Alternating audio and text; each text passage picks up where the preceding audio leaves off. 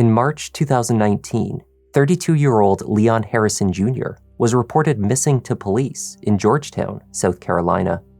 The mother of his children told police that Leon called the house at bedtime every night without fail, but had not done so in days. Rumors began circulating, every conflict in the young father's life examined.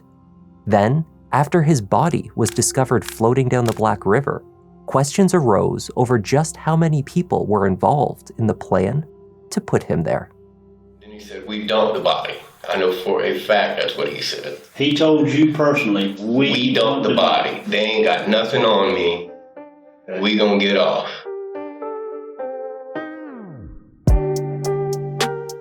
Hi there, I'm Kevin, and welcome to Just Thought Lounge. Today's case takes us to South Carolina, where the mysterious disappearance of a father of two leads investigators on a roller coaster of searches, interrogations, and discoveries. Let's take a look.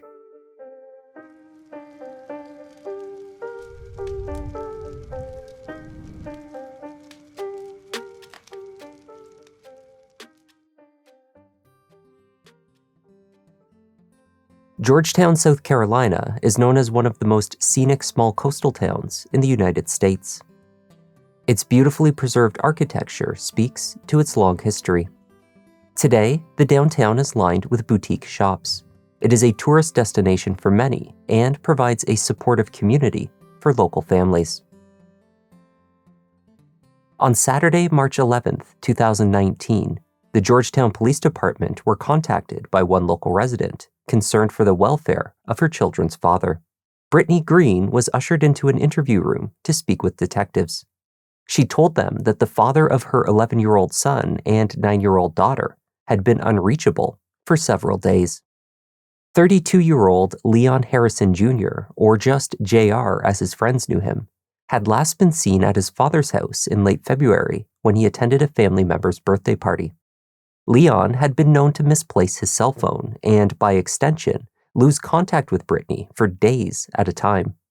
On one recent occasion, he was without a replacement phone for the better part of a week. By that Saturday, however, he had not seen or spoken to anyone that she knew of since the 25th of February. It had been 2 full weeks. Right now, nobody's heard or seen from Leon since the 25th that night. Mm-hmm. And since the 25th, which was a Saturday night, you haven't heard, talked to, nothing. He hasn't called his children, nothing. Brittany told detectives that Leon was a dedicated and loving father to his children. Friends of Leon Jr. reported that he was an easygoing and peaceful guy, not the type of person who made trouble or sought out confrontation. Nonetheless, investigators believed it was likely the missing father had met with foul play. They were closer to confirming this only hours after Brittany left the police station. That afternoon, the Georgetown County Sheriff's Office was notified of a body spotted floating in the Black River. The Georgetown PD was then called to the scene when it became clear that the person pulled from the water shared many traits with Leon J.R. Harrison. They were of the same ethnicity, gender, age, and were of similar height and weight. The amount of decomposition that had taken place meant that a visual identification could not be made. It would take days to identify the man. The medical examiner was also unable to determine a cause of death. What was clear was that it had been a homicide. The man's hands and ankles were bound, wrapped many times over in electrical wires. Investigators believed these makeshift ties originated from a wired speaker set. The discovery of the body was kept private, as the investigators continued to speak with those close to Leon J.R. Harrison. If the identification came back as Leon, they wanted to know who was responsible. They began by looking into his rather complicated personal life.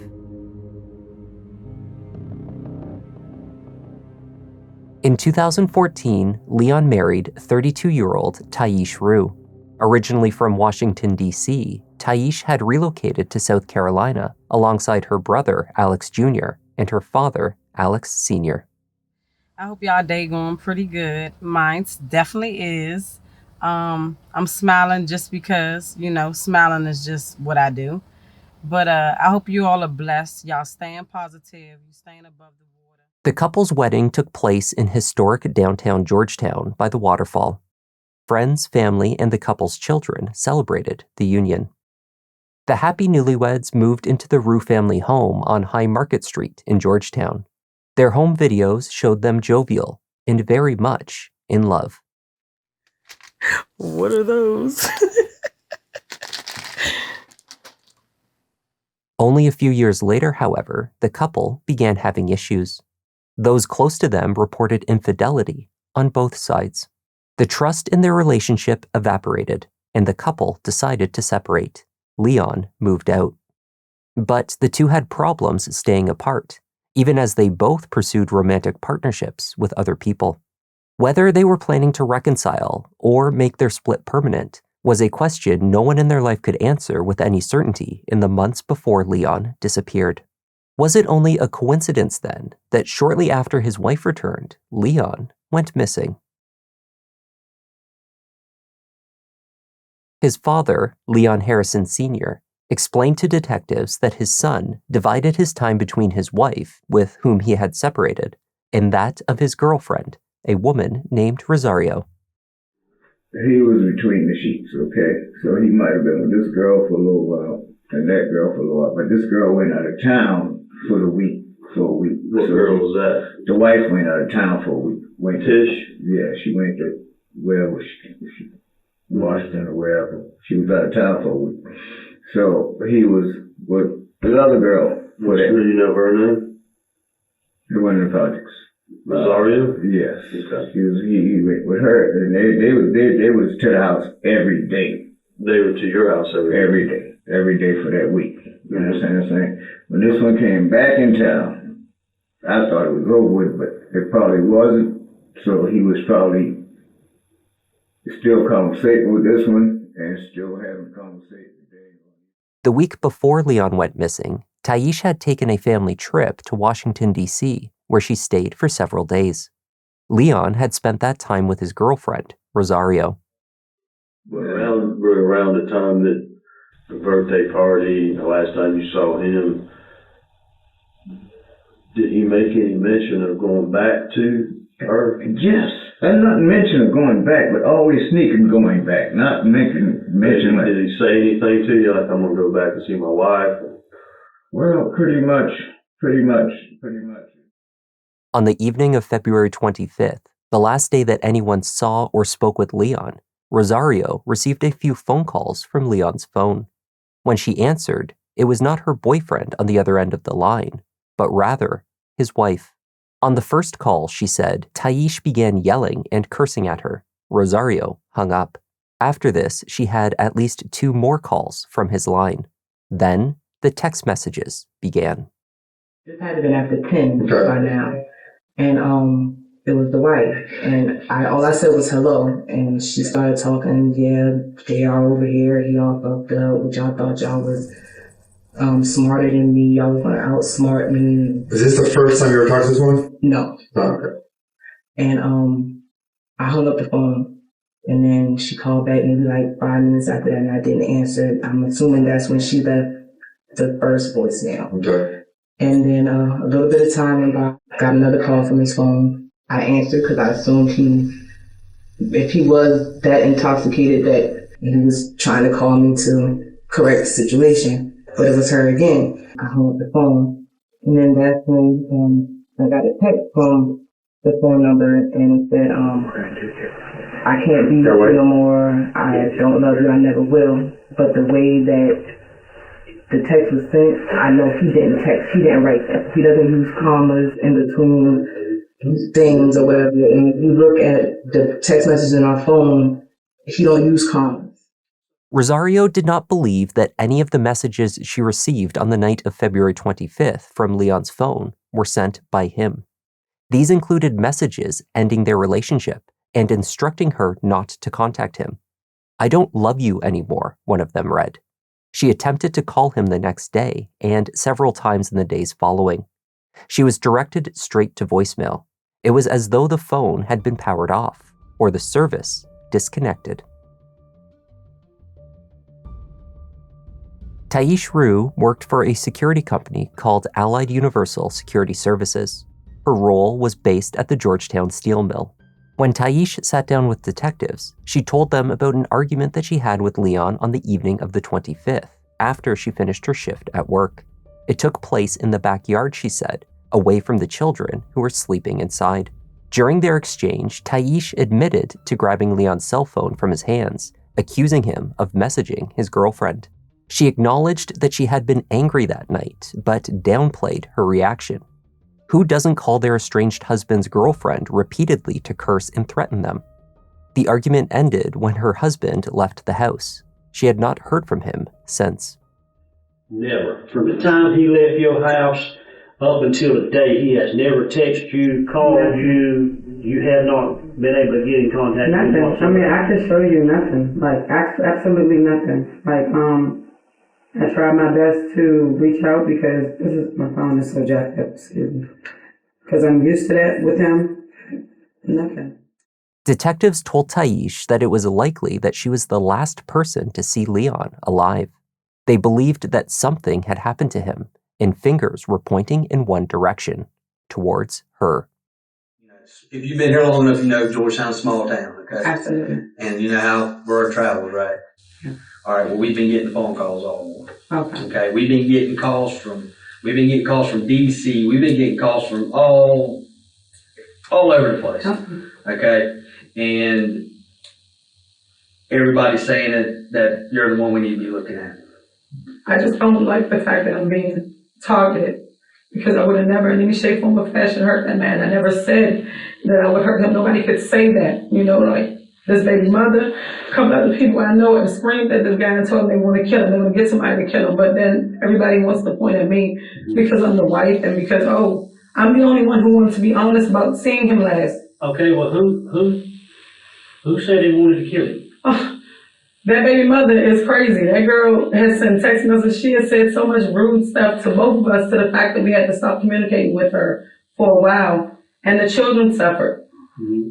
Then I told him, regardless of how ignorant she is, you still have kids. You have to find a way to communicate with her. Just don't talk to her. Do you and him have children together? No.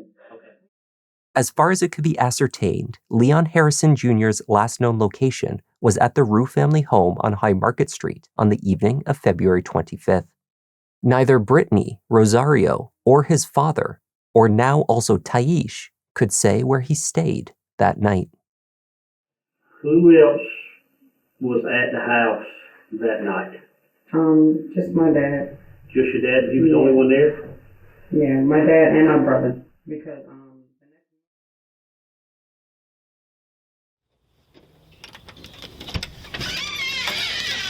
Mr. Rue? Yes, sir.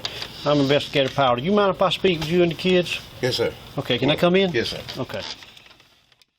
Detectives paid a visit to the Rue home to speak with Taish's father, Alexander Rue Sr. Mr. Rue, like I said, I'm Investigator Powell. Yes, I work sir. for Georgetown Police Department. We're investigating Leon's disappearance, Yes, and sir. we're just trying to talk to family members, anybody we can think of to talk to, try to figure out where he's at, what happened to him, stuff like that. Was your son Alex there too? I think Alex was at the house. Yeah, because he was getting ready to go out. Okay, he was getting ready to go out. Did he say anything about seeing him? Not to me. He said. Okay. Yeah. All right, so Alex Sr. said he was in his bedroom in the house that night, but did not hear any argument taking place outside. He did not see Leon in the home at all. Next, he was asked about his son, Alex Jr. According to many of those who knew both Alex Jr. and Leon Jr., the two did not get along. Nearly every witness questioned about who they believed could have harmed Leon gave the same response. Everyone loved Leon, except Alex. But Alex don't like him. Alex and him bump heads all the time. A few weeks back, Alex spent a couple of nights in my house because him and JR got into it, and the sister, she put him out. She defended JR, she put him out, and he was upset about that. He don't know why. Does he have Do you know of anybody who will be his enemy? Alex, her brother. Her brother? Mm-hmm. They didn't get along? At all. So you don't know what kind of guy he is? I don't know what kind of guy he is. What have you heard? What kind of guy have you heard he is? He's overprotective and assistant. According to Brittany, Alex had at one point come at Leon Jr. with a machete. Alexander Sr., however, said that his son and son-in-law had worked things out. Does your son Alex and Leon get along? One time I remember them had a disagreement, but then when we went to Washington, came back, they seemed like they got along real well. Just a recent trip to Washington, or? Yeah. So didn't y'all go the week before Leon went missing? Yeah. And then after they came back, it seemed like they got along good? Yeah. Okay. Yeah, because we left I think those two were at the house. Okay. Because they were feeding the dogs and everything, so they got along good. I didn't see a problem with them at all. Yeah. And do you think that your daughter or your son has anything to do with his disappearance? Not to my knowledge. Not to your knowledge? Yeah, I hope not. Okay. All right. That's my ability, I hope not. And you and Leon got along? Oh, yeah. It's like father and son. Okay. Yeah. Alexander Rue Jr. was described by more than one witness as a fast talker. He was open to speaking with the police rapidly about the disappearance of his brother-in-law, who he considered a good friend. I got a brand new baby in the way, all type of stuff though. We filed my taxes. I was thinking I was going to last Tuesday. Like, I ain't going to bed, sir. I got a whole brand new address over here. I ain't going to Just to get things started, can you just state your name, please? Alexander Rue Jr. Alex stated that, unlike his father, he did observe the argument between his sister and brother-in-law that night. Tell me what happened, everything that happened that you can remember the last night you saw JR. Last night I seen JR, and actually I didn't actually really see him. I heard him. He was outside arguing, him and my sister. Okay. They always argue. They always go back and forth. They married. They always go back and forth. They always argue. Yeah. This and that. Now he leave a couple of days, come back. This and that. That's what they do. You know what I mean? But I don't stay out there. I never do that. My sister, yeah, but I have to do it. I got my own son doing. My first son ever in life though, so you know. Who was cheating, him or her? He was cheating. Whatever, like how that went. She came back in the house, slammed the door, she went in the room. That was it. Do you know he was cheating with? No. Okay. According to Alex, his sister was a mess over the disappearance of her semi-estranged husband. Is your sister worried about JR? Worried about what? Is she worried about him? Yeah, she worried about him. Oh yeah, she going forward. She can't take it. She ain't been eating nothing. 3-4 days, no eating, no nothing. She's going crazy. How come she never reported him missing? Because they always argue. They always do this. This stuff they do. He always disappears for 1 week or 2 weeks. He always argues. Put it right for it. That's they go back and forth. Always argue. Yeah, because just looking at her phone, like she didn't seem to be worried about him being gone at all. Mm-hmm. And it's been a couple weeks, and she doesn't seem to be worried about him at all. Well, she worried. Believe that she worried. Okay. But she found out he was cheating and all that type of stuff. She hurt too at the same time too. You know what I'm saying? Yeah. So the baby mother and all them the ones on this Facebook, all this little crazy dog. All the bunch of bullshit, but like I said, they most definitely love each other, 100%. I'm hurt. I'm mad. Like,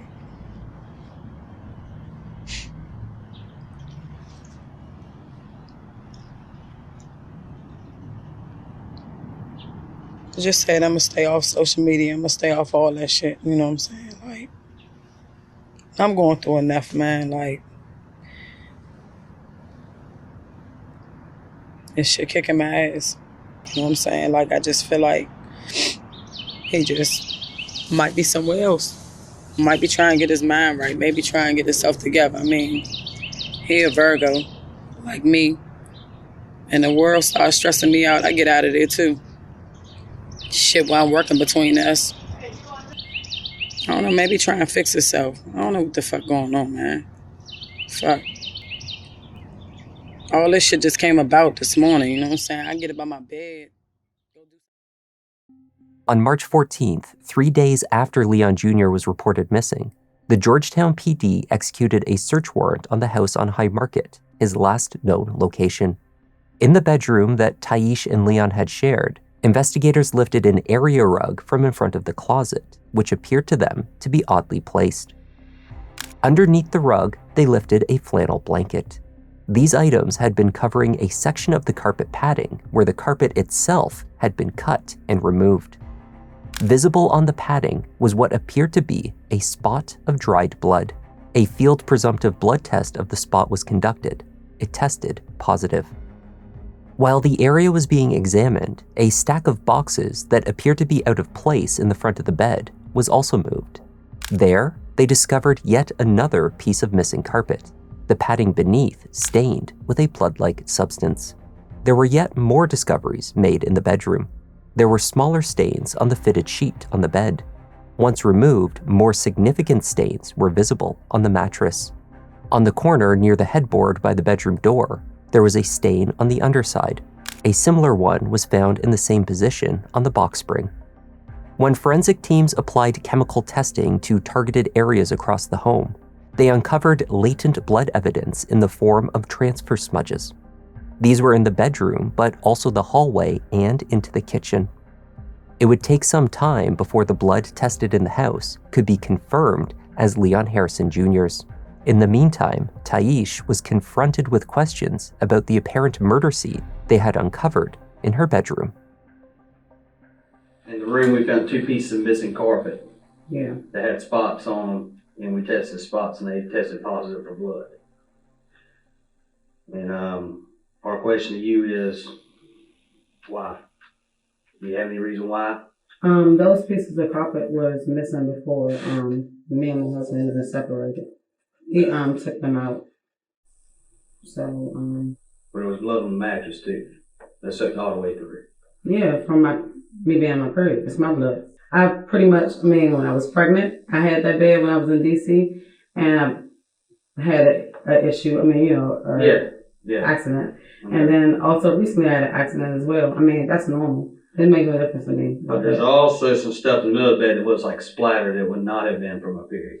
You guys can look. Y'all do whatever y'all feel y'all need to do. We're gonna test it. We're getting it off the test. Absolutely fine to me. I'm not gonna sit here and fall into this that you guys are trying to do. You guys just want to pin somebody. And that's why you're torturing me half to death. But it's okay. No, we not in the house. We have to ask questions. We can't. I understand. So that's why I'm trying to cooperate as much as I can. Yeah. So you said Leon cut the carpet spots out. Yeah, like we did this. After y'all moved in. Not even after, like maybe like a year after we've been there, we decided what he was doing, he cut it out because he wanted to take a sample of the carpet, and he said that he was going to find some guy. He had some guy that he was just going to put down new carpet. So that's why he did it. But it's been like that. Like recently, I threw a blanket over top of it, and I bought a new carpet when I was in DC from Ross to put over top of it. Yeah. You can check all that. It's on my credit card records or whatever. It's just I just recently put a carpet down because I didn't want to keep throwing a blanket over top of it. Yeah. Taiish told detectives that some of the blood in the room was from various injuries. The staining on the mattress was there when she acquired it, she claimed. The bed set had been her mother's and passed down to her. In response to queries about her brother, Taiish rejected the idea that he hated her husband. He would not have done anything to harm him. Besides, she said, there was not enough evidence at this stage to suggest that Leon had met with foul play. Don't think if I sit here and I say that I do not want to repeat what I've already said to you, that you can tell me that I'm guilty. Because we're not guilty of anything because we don't know if he's hurt. We don't know if anything is wrong with him. God willing, we hope he's okay. That's right. And that's something you should be writing on that paper. You guys need to stop with all this trying to make it seem like something is wrong with him. He might be fine. He might, and I hope he is. I hope he comes in here in a little bit. But you will not do this. You will not tear me apart. You're not going to do this. I'm trying my best to hold myself together. I have children. I cannot fall apart. So you don't want to go back to this? Days following the discovery of the body in the water, a family member of Leon Jr.'s was able to make an ID. The family recognized a distinct tattoo he had on his inner left forearm, a tribute to his mother. Leon Harrison Jr. had finally been found. I'm just stressed right now. I'll be alright. Thanks for asking. You seem concerned. Investigators returned to the house on High Market to search twice more. Recalling loose wires that had been spotted in the bedroom and inside of a backpack, they looked specifically for speaker wires that matched those found with Leon in the river. A match was never located.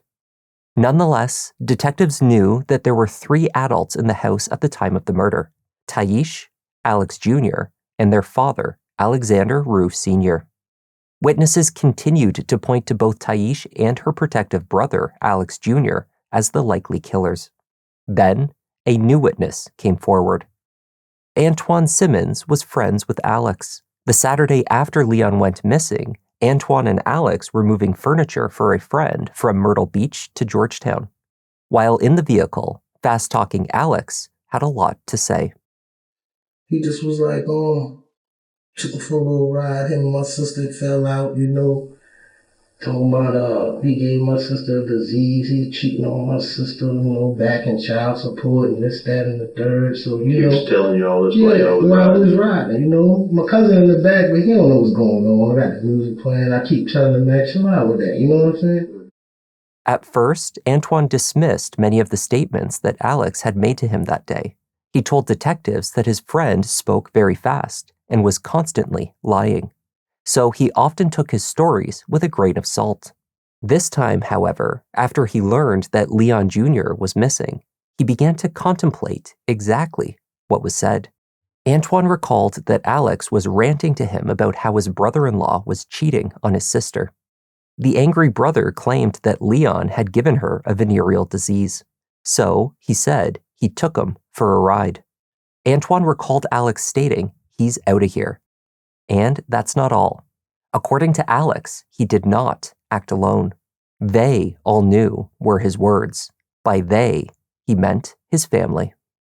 You said the sister was involved? Yeah, the wife. How do you know that? Because I know she knew about it, Because he said that they knew about it. I mean, that she knew about it. Alex Jr. told you that she knew about it? Yeah, she called him. She called him and he took her for a ride.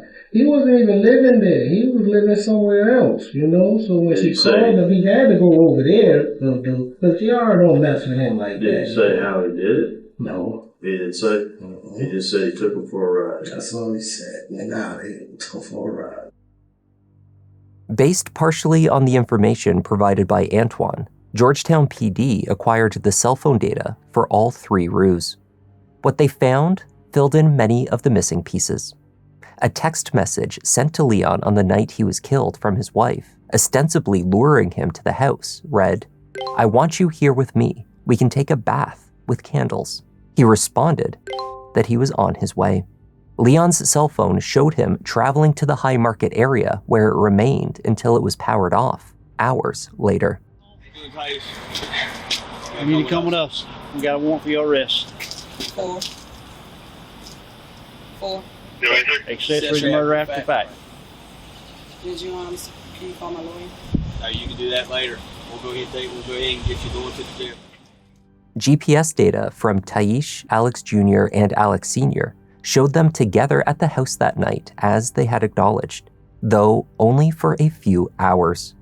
Around 1 a.m., 2 of the devices traveled to the area near a local Walmart. Cameras there captured the rental vehicle the Rues had at the time, dropping off an individual at the store. He was later identified as Alex Jr. Inside, Alex Jr. was shown purchasing 2 bottles of peroxide. A man resembling his father used the store's restroom before meeting his son back at the vehicle. Then, at around 2 a.m., all 3 cell phones, Taiish, Alex Jr., and Sr., powered off. When they were turned back on, they were back at High Market. Exactly where they were after 2 a.m. was uncertain. Of course, Leon ended up in the Black River.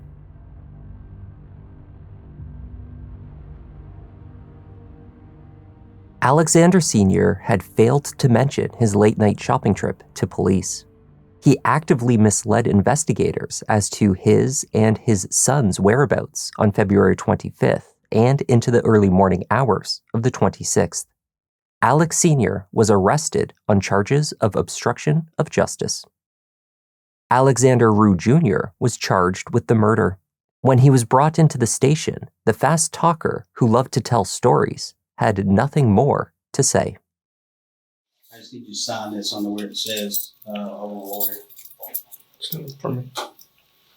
This right here would have been where you signed if you wanted to talk with me. Alexander Rue Jr. did not stay silent for very long. While in custody awaiting trial for the murder, he began sharing bits of information with fellow inmates. One of these confidants was a man named Austin Taiish, who had ties to the Georgetown community. In fact, Austin was good friends with an aunt of Leon Harrison Jr. So what information is it that you have? Well, the guy, I know his name is JR, the one that was murdered. JR, yeah. There's a guy here by the name of Alexander Rue. Mm-hmm. He come up to me and he said, that's what I'm here for, the murder of her nephew. Mm-hmm. He said, I think he said, murder, conspiracy after the fact, and disposing of a body was the charges he told me. Right. Then he said, we dumped the body. I know for a fact that's what he said. He told you personally, we dumped the body. They ain't got nothing on me. We gonna get off. According to Austin, Alex was convinced that because both his sister and father were also incarcerated but not talking, there was no way they would be convicted. And then he came back to you later and said... About 20 or 30 minutes later. 20 or 30 minutes later said... We dumped the body. We dumped the body and they ain't got nothing on us. The only reason they knew it was JR was because the tattoo on his arm. Yep. Okay. In the autumn of 2021, all three of the Rues stood trial for murder, desecration of human remains, and obstruction of justice. In late October, Taiish and Alexander Jr. were convicted. They were each sentenced to 37 years for the murder, plus 8 years for obstruction, which are to be served concurrently. Their father, 61-year-old Alex Sr., was acquitted of murder, but found guilty of obstruction of justice. He was sentenced to 8 years in prison, followed by 3 years probation. All three were found not guilty of desecration of human remains. From prison, Taiish wrote a poem about the trajectory of her life. She shared part of it on a recorded phone call.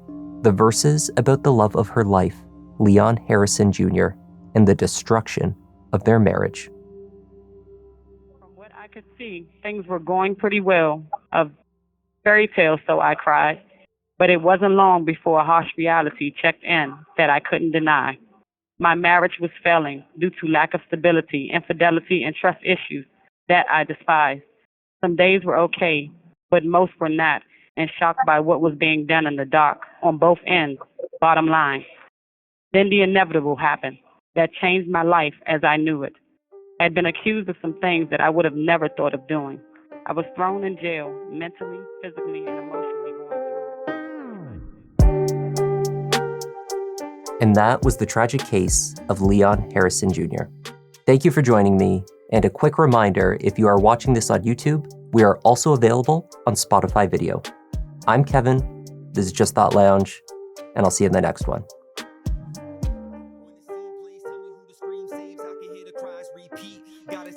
Cause these crimes get deep, but these stories can't hide. Let me find my seat. Kevin, go ahead and settle in. Gotta be selective, doing all the research, keeping it objective. Always been effective. Can say he got a knack.